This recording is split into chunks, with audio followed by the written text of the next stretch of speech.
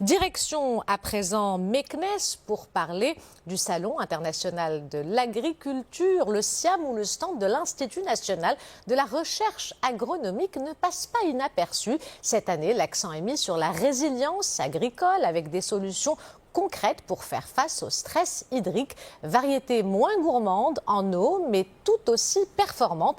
Les innovations issues de la recherche attirent l'attention des agriculteurs à la recherche d'alternatives durables face aux défis climatiques. Reportage Sarah Jabri et Driss Cohen. Ces allées ne désemplissent pas et pour cause, agriculteurs, chercheurs et curieux viennent découvrir des cultures innovantes, résilientes face au changement du climat.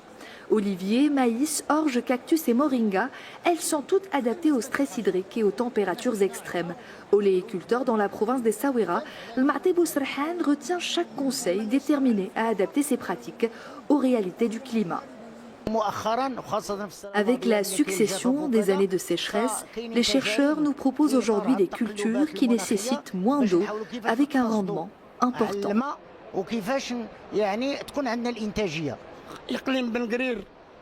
Dans la province de Ben Guerir, la culture de cactus a été impactée par plusieurs maladies. Heureusement, la recherche scientifique nous apporte aujourd'hui des solutions.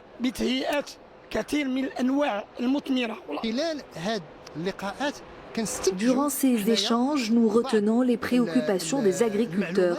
Notre rôle est d'orienter nos recherches afin de proposer des pratiques et variétés qui soient efficaces, rentables et au plus près de la réalité de terrain.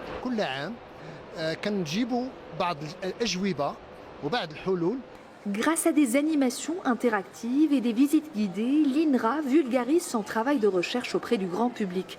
À travers des maquettes, vidéos et échanges avec les ingénieurs, la science devient accessible avec un message clair. L'agriculture de demain se construit aujourd'hui. Nous avons de nouvelles obtentions sur les oléagineuses, sur les légumineuses alimentaires et sur les céréales. Et puis, très important, tout ce portfolio variétal est mis à la disposition des agriculteurs pour qu'ils puissent justement réussir leur production dans les différentes zones agroclimatiques. Au fil du SIAM, cet espace devient un lieu d'échange, de formation et de transmission de savoir-faire. Une vitrine vivante de ce que la science peut apporter au terroir du Maroc.